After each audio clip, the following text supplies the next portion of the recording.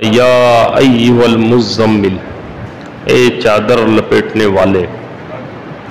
یا ایھا المزمل، اے چادر لپیٹنے والے. تھوڑا سا عربی گرامر کے حوالے سے بتاتا چلوں، چونکہ یہاں کچھ طلباء بھی ہمارے پاس جو عربی پڑھنے والے ہیں، وہ جو ہے مزمل جو ہے یہ متزمل ہے اصل میں، متزمل. اور قاعدے کے اعتبار سے تا زا میں تبدیل ہو گئی اور زا کا زا میں ادغام ہو گیا، تو متزمل سے یہ لفظ بن گیا مزمل. جب آپ صرف کی کتابوں میں تعلیلات پڑھیں گے اپنے استاد سے تو یہ چیزیں آپ کو اس میں پتہ چلیں گی. حضور نبی پاک صلی اللہ تعالی علیہ وآلہ وسلم کی عادت مبارکہ تھی، آپ چادر کثرت سے استعمال فرماتے تھے. ایک خاص موقع پر، کئی خاص مواقع پر ہمیں رسول اللہ کے چادر کا ذکر ہمیں ملتا ہے. ایک موقع پر آقا دو جہاں صلی اللہ علیہ وآلہ وسلم حرم شریف میں چادر اوڑھ کر آرام فرما رہے تھے، اور چودھویں کا چاند پوری آب و تاب کے ساتھ چمک رہا تھا. حضرت جابر بن سمرہ رضی اللہ تعالی عنہ پورا دن جو ہے حضور کا دیدار نہیں کر سکے تھے. صحابہ کی عادت تھی کہ روزانہ حضور کا دیدار کرتے تھے.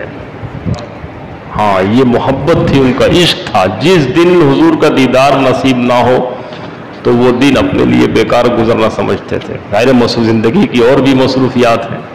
حضرت جابر بن سمرہ رضی اللہ تعالی عنہ پورا دن گزر گیا تھا مصروفیات میں، جو حضور کا دیدار نہیں ہو سکا. پھر جو ہے رات میں حضور علیہ الصلوۃ والسلام سے ملاقات کے لیے تشریف لے گئے، تو آقا دو جہاں صلی اللہ علیہ وسلم آرام فرما رہے تھے، اس حال میں کہ آپ نے چادر اوڑھی ہوئی تھی، چہرہ مبارک کھلا ہوا تھا، اور چودھویں کا چاند پوری آب و تاب کے ساتھ چمک رہا تھا. حضرت جابر بن سمرہ فرماتے ہیں کہ میری ایک نظر رسول اللہ کے چہرے انور پر پڑتی تھی اور دوسری نظر چاند پر پڑتی تھی، اور میں سوچ رہا تھا کہ جو ہے کیا چیز زیادہ خوبصورت ہے، میرے حبیب کا چہرہ یا پھر چاند کا مکھڑا. تو فرماتے ہیں کہ میرے من سے یہ آواز آئی. اب دیکھیے، عقل کچھ بھی کہے لیکن عشق کے بولنے کا اپنا انداز ہوتا ہے. آپ فرماتے ہیں میرے من سے یہ آواز آئی کہ ہزاروں چاند ایک طرف اور میرے حبیب صلی اللہ علیہ وسلم میرے آقا کا چہرہ ایک طرف ہے. ہزاروں چاند کی روشنیاں میرے رسول کے چہرے کے آگے ماند ہیں. اور حقیقت بات ہے، چاند سے تو مشابہت تو ہو ہی نہیں سکتی. کسی نے کہا بڑے خوبصورت انداز میں کہ چاند سے تشبیہ دینا یہ کوئی انصاف ہے، چاند سے تشبیہ دینا یہ کوئی انصاف ہے. چاند کے چہرے پر داغ ہے، میرے محمد کا چہرہ صاف ہے. تو عشق والے جو ہے اپنے اپنے انداز میں اس طرح کے واقعات جو ہے بیان کرتے ہیں اور اپنی محبت اور عشق کا اظہار کرتے ہیں. حضور علیہ الصلوۃ والسلام پر غار حرا میں پہلی وحی جب نازل ہوئی، اقرأ بسم ربک الذی خلق، آقا دو جہاں صلی اللہ علیہ وسلم پر جب یہ وحی نازل ہوئی، یہ پورا واقعہ آپ اکثر سنتے رہتے ہیں. حضور کی جو کیفیت تھی، جبریل امین جب تشریف لے گئے تو رسول اللہ کے چہرے انور پر جو ہے پسینے تھے، جس میں اقدس پر پسینہ جو ہے بہہ رہا تھا، اور آپ خوف کے مارے پورے جسم پر لرزہ تھا، آپ کانپ رہے تھے. اور اسی حالت میں آپ وہاں سے غار حرا سے جو ہے تیزی کے ساتھ اپنے جو ہے کاشان اقدس کی طرف تشریف لے جا رہے تھے. گھر تشریف لے گئے، اور گھر پر پہنچتے ہی آپ نے حضرت خدیجہ الکبریٰ رضی اللہ تعالی عنہ اپنی زوجہ سے آپ نے فرمایا کہ زملونی، مجھے چادر اڑاؤ، مجھے چادر اڑاؤ. تو حضرت خدیجہ الکبریٰ رضی اللہ تعالی عنہ آپ کی یہ کیفیت دیکھ کر فوراً چادر لے کر آئیں اور آقا دو جہاں صلی اللہ علیہ وسلم کو اڑائی. اور اس کے بعد جو ہے جبریل امین تشریف لائے. اس موقع پر جب آپ چادر اوڑھے ہوئے تھے، اس وقت خطاب ہوا تھا یا ایھا المزمل، اے چادر اوڑھنے والے. ایک سوال ہے کہ رسول اللہ صلی اللہ علیہ وسلم پر جو خوف طاری تھا وہ کیسا تھا، کس چیز کا تھا؟ جب وحی نازل ہوئی تو وہ خوف کس چیز کا تھا؟ کیا نوری فرشتے سے ملاقات کا خوف تھا یا کوئی اور خوف؟ علماء لکھتے ہیں کہ یہ جو خوف تھا اور جو کپکپی تھی آقا دو جہاں صلی اللہ علیہ وسلم پر، یہ اس کی کئی وجوہات تھیں، جس میں سے ایک یہ ہے کہ یہ نزول وحی کا پہلا واقعہ پیش آیا تھا، یعنی قرآن کریم نازل ہونے کا پہلا واقعہ پیش آیا تھا پہلی بار۔ اس سے پہلے حالانکہ اس کی تیاریاں ہو رہی تھی، رسول اللہ کا شک کے صدر ہو چکا تھا، اور جو ہے آقا دو جہاں صلی اللہ علیہ وسلم قرب الہی کے لیے تنہائی پسند ہو چکے تھے، اللہ تبارک و تعالیٰ کی محبت میں، اس کے جلوے میں، اس کے نور میں ہر وقت مستغرق رہا کرتے تھے، ذکر و فکر میں لگے رہا کرتے تھے۔ پھر جبرائیل سے ڈائریکٹ ایسے نہیں ملاقات ہو گئی، بلکہ غار حرا میں کبھی ایک روشنی نمودار ہوتی، پھر غائب ہو جاتی، پھر روشنی وہ بڑھ جاتی، پھر دوسری ٹائم وہ جو ہے کبھی روشنی چلتی ہوئی دکھائی دیتی، پھر وہ اور قریب آ جاتی تھی کئی دفعہ، یعنی کہ آہستہ آہستہ رسول اللہ صلی اللہ علیہ وسلم کی طرف وہ قربت ہو رہی تھی، اور اس کے بعد پھر جبریل امین تشریف لائے ہیں۔ تو خوف جو تھا وہ وحی کے بار کا تھا، یہ کلام الہی ہے، اس کو کوئی آسان نہ سمجھے۔ اللہ تبارک و تعالیٰ فرماتا ہے کہ اگر ہم اس کو پہاڑ پر اتار دیتے، وَلَوْ أَنزَلْنَا هَذَا الْقُرْآنَ عَلَى جَبَلٍ لَرَأَيْتَهُ خَاشِعًا مُتَصَدِّعًا، اگر ہم اس وحی کو، اس کلام الہی کو ہم پہاڑ پر اتارتے تو پہاڑ بھی ریزہ ریزہ ہو جاتا۔ تو یہ وحی کا بار تھا جس کی وجہ سے یہ خوف طاری تھا۔ دوسری وجہ کہ رسول اللہ صلی اللہ علیہ وسلم کو نبوت کی ذمہ داری دی گئی تھی۔ نبی تو آپ ابتدا سے ہیں، میں نے یہ بات پہلے ہی بتائی ہے۔ آقا دو جہاں صلی اللہ علیہ وسلم نے ارشاد فرمایا کنت نبیا وآدم بین الماء والطین، میں اس وقت بھی نبی تھا جب آدم مٹی اور پانی کے پروسیس سے گزر رہے تھے، میں اس وقت بھی نبی تھا۔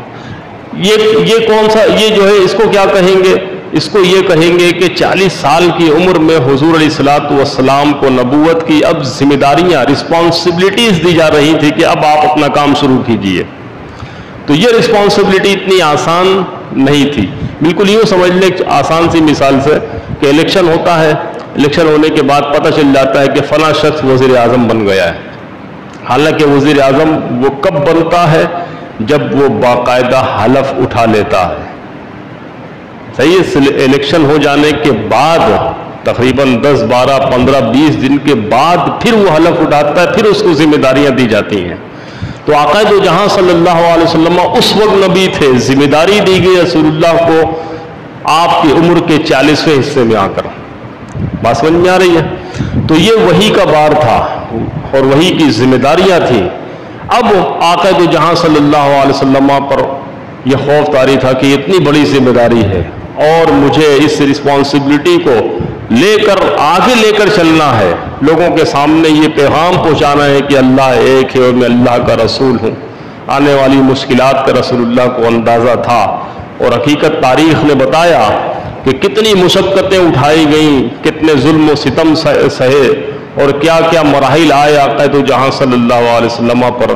آخر کار جو ہے حضور آقا علیہ الصلوۃ والسلام نے جب آخری خطبہ ارشاد فرمایا تو یہ فرمایا کہ لوگوں کیا تم گواہ ہو اس بات پر کہ میں نے اللہ کا پیغام تم تک پہنچا دیا ہے؟ تو تمام لوگ بیک زباں ہوئے کہ ہاں ہم گواہ ہیں اس بات پر اے حبیب صلی اللہ علیہ وسلم کہ اللہ کا پیغام آپ نے ہم تک پہنچا دیا ہے، یعنی اپنی ذمہ داری آپ نے ادا کر دی۔ وما علینا الا البلاغ کا مطلب یہی ہوتا ہے کہ ہمارا کام ہے بس تم تک پہنچا دینا۔ ایک تیسری چیز صوفیہ یہ بھی ذکر کرتے ہیں کہ آقا دو جہاں صلی اللہ علیہ وسلم ابتدائے وحی، نزول وحی سے پہلے اللہ کے قرب میں اتنے مستغرق ہو چکے تھے کہ آپ کی توجہ مخلوق کی طرف نہیں ہوتی تھی، یعنی اللہ تبارک و تعالیٰ کے انوار و تجلیات میں مستغرق، اتنا آگے نکل جانا کہ پھر پیچھے جو ہے نیچے آ کر پلٹ کر دیکھنا جو ہے یہ ایک بہت بڑا کام ہے۔ بہت بڑا کام ہوتا ہے۔ اور آقا دو جہاں صلی اللہ علیہ وسلم یہ بیچ کے ذمہ داری، یعنی ادھر اللہ سے واصل، اعلیٰ حضرت نے اس کو اس طرح فرمایا، ادھر اللہ سے واصل ادھر بندوں میں شامل، ادھر اللہ سے واصل ادھر بندوں میں شامل، خواص اس برزخ کبریٰ کو ہے حرف مشدد کا۔ حرف مشدد جو ہے، شد جو ہے وہ پیچھے والے حرف کو اگلے والے حرف سے ملاتا ہے، یہی ہوتا ہے نا، ملاتا ہے۔ اسی طرح عقائد و جہاں صلی اللہ تعالی علیہ وآلہ وسلم ادھر بندوں کو لے کر اللہ تبارک و تعالی سے ملاتے ہیں۔ تو یہ ذمہ داری اٹھانا کوئی آسان کام نہیں تھا۔ یا ایھا المزمل قم اللیل الا قلیلا، اے چادر لپیٹے ہوئے، رات کو نماز کے لیے قیام کیا کیجئے مگر تھوڑا، الا قلیلا نصفہ او انقص، نصف رات یا پھر مزید کم کر لیا کریں، آدھی رات یا اس سے بھی کم، منہ قلیلا اس سے بھی تھوڑا سا، او زد علیہ یا اس سے تھوڑا سا اور زیادہ کر لیجئے، ورتل القرآن ترتیلا، اور قرآن کریم کو ٹھیر ٹھیر کر پڑھا کیجئے، انا سنلقی علیک قولا ثقیلا، ہم جلد ہی القا کریں گے آپ پر ایک بھاری کلام، ایک ذمہ داری والا کلام، ایک کتاب تم پر نازل کریں گے۔ آقا دو جہاں صلی اللہ تعالی علیہ وآلہ وسلم کی کثرت عبادت کی وجہ سے آپ کے پاؤں میں ورم آ جاتا تھا، یہ پیر سوج جایا کرتے تھے، اور آقا دو جہاں صلی اللہ تعالی علیہ وآلہ وسلم طویل طویل رکعتیں بھی تلاوت فرماتے تھے، طویل رکعتیں تلاوت فرماتے تھے۔ بلکہ کسی موقع پر ایک صحابی رسول صلی اللہ علیہ وسلم رسول اللہ کو نماز پڑھتے ہوئے دیکھا رات کی تنہائی میں، تو آپ کے پیچھے آ کر کھڑے ہو گئے، آپ کے پیچھے آ کر کھڑے ہو گئے۔ آقا دو جہاں صلی اللہ علیہ وسلم سورہ بقرہ کی تلاوت فرما رہے تھے۔ آپ نے سوچا کہ تھوڑی دیر کے بعد ابھی حضور علیہ الصلوۃ والسلام رکوع فرمائیں گے، اور آپ نے رکوع نہیں کیا، پہلا پارہ ختم ہو گیا، دوسرا پارہ ختم ہو گیا، اب وہ انتظار میں وہ سوچ رہے ہیں کہ اتنا طویل قیام، اور اس کے بعد جو ہے پوری سورہ بقرہ آپ نے تلاوت فرمائی۔ اب صحابی رسول سوچ رہے ہیں کہ شاید اب رکوع ہو جائے گا، آقا دو جہاں صلی اللہ علیہ وسلم نے مزید آگے تلاوت فرماتے رہے، یہاں تک کہ وہ صحابی رسول تھک کر بیٹھ گئے، اپنی بقیہ نماز بیٹھ کر ادا فرمائی۔ تو یہ حضور کی عادات مبارکہ میں سے تھا۔ بعض رسول اللہ کی ایسی عادات تھیں کہ عام آدمی کے لیے انتہائی مشکل ہوتا تھا۔ آقا دو جہاں صلی اللہ علیہ وسلم صوم وصال فرمایا کرتے تھے۔ صوم وصال کا مطلب ہے بغیر افطاری کے روزہ، تسلسل کے ساتھ مسلسل روزے رکھنا۔ صحابہ جب دیکھتے کہ یا رسول جو ہے رسول اللہ صلی اللہ علیہ وسلم اس طرح روزہ فرما رہے ہیں، تو صحابہ نے بھی دیکھا دیکھی رکھنا شروع کر دیا۔ پھر کیا ہوا، آقا دو جہاں صلی اللہ علیہ وسلم نماز پڑھا رہے ہیں اور صحابہ اس میں جو ہے غش کھا کے گر رہے ہیں۔ حضور نے پوچھا تو معلوم ہونے پر پتہ چلا کہ جو ہے کہ یا رسول اللہ آپ کو دیکھ کر صحابہ یوم وصال رکھ رہے ہیں۔ حضور نے فرمایا کہ تمہیں اس کی اجازت نہیں ہے، تمہیں اس چیز کی اجازت نہیں ہے، ہاں یہ تم کر سکتے ہو زیادہ سے زیادہ یہ کہ ایک دن روزہ رکھو، ایک دن افطار کیا کرو، یعنی ایک دن چھوڑ دیا کرو، پھر ایک دن روزہ رکھو، ایک دن افطار۔ صوم داؤدی، اس طرح حضرت داؤد علیہ السلام روزہ رکھتے تھے۔ حضور نے فرمایا اگر بہت زیادہ رکھنا ہے تو یہ کر لو، لیکن جو ہے مسلسل روزے رکھنا یہ مناسب بالکل بھی ٹھیک نہیں ہے۔ بس ایک نقطہ اور بتاتا ہوں، اس کے بعد اپنی بات ختم کرتا ہوں۔ اہل عرب کے ہاں جب کسی سے محبت کا اظہار کرنا ہوتا تھا نا، تو اس کی کنڈیشن کے مطابق اسی قسم کا لفظ بطور کنیت یا بطور لقب پکار کر اپنی بات کا اظہار فرماتے تھے۔ مثال کے طور پر حضرت علی المرتضیٰ رضی اللہ، حضور ان سے بڑی محبت فرماتے تھے۔ حضور سے عمر میں بہت چھوٹے تھے، حضور کے چچا زاد بھائی، اور پھر رسول اللہ کے داماد بھی ہوئے آپ، حضرت علی المرتضیٰ۔ ایک مرتبہ مٹی پہ لیٹے ہوئے تھے، زمین پر لیٹے ہوئے تھے، حضور کو دیکھ کر اٹھ کے بیٹھ گئے، چہرے پر ہاتھوں پر مٹی لگی ہوئی تھی۔ رسول اللہ صلی اللہ علیہ وسلم نے ارشاد فرمایا، یا ابا تراب، اے ابو تراب، اے مٹی پر لیٹنے والے۔ اس کے بعد سے ان کا لقب ابو تراب پڑ گیا، اور ابو تراب حضرت علی المرتضیٰ رضی اللہ تعالیٰ عنہ کو کہا جاتا ہے۔ اسی طرح حضرت ابو ہریرہ کے لیے، ہریرہ کہتے ہیں بلی کو، بلی کو آقا دو جہاں صلی اللہ علیہ وسلم نے ان کو ابو ہریرہ کہہ کر پکارا، اور یہ لقب ان کا ایسا مشہور ہوا کہ لوگ ان کا اصل نام ہی ابو ہریرہ رضی اللہ تعالیٰ عنہ۔ اس طرح حضرت حذیفہ رضی اللہ تعالیٰ عنہ، وہ جو ہے سوئے ہوئے تھے، آقا دو جہاں صلی اللہ علیہ وسلم نے انہیں مخاطب فرمایا، وَيَا نعمان، نون واو میم الف نون، نعمان نہیں، نون عین نہیں، نون واو، نوم کہتے ہیں نیند کو، وَيَا نعمان، اے سونے والے۔ وہ فوراً اٹھ کے بیٹھ گئے، جی یا رسول اللہ۔ اس کے بعد لوگ انہیں یا نعمان کہنے لگے۔ تو یہ محبت کا اظہار ہے۔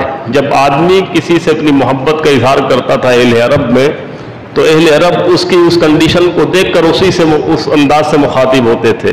آقا دو جہاں صلی اللہ علیہ وسلم چادر مبارک اوڑھے ہوئے ہیں، اور اللہ تبارک و تعالیٰ اپنی محبت کا اظہار فرما رہا ہے، یا ایھا المزمل، اے چادر لپیٹے ہوئے۔ عبادت اتنی نہ کیا کرو، پوری رات، بس آدھی رات کیا کرو، یا اس سے بھی کم کر لو، یا اس سے تھوڑی سی اور بڑھا دو۔ یہ ہے محبت کا انداز۔ اللہ تبارک و تعالی ہم سب کو آقا دو جہاں صلی اللہ علیہ وسلم کی سچی پکی محبت اور عشق عطا فرمایا۔ آمین۔ وآخر دعوانا ان الحمد للہ رب العالمین۔